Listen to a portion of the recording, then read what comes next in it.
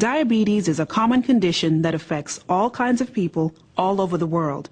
It prevents your body from making enough insulin and using it properly. What's insulin?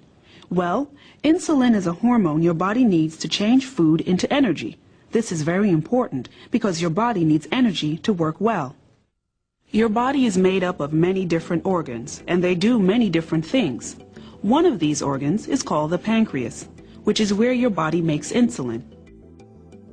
When you eat something, your digestive system breaks the food down so it can move through your blood and into your cells. Carbohydrates, or starches, are broken down into glucose, a type of sugar. Your cells use glucose as fuel. Insulin moves glucose out of your blood and into your cells. That's so your body can create enough energy to get you through the day.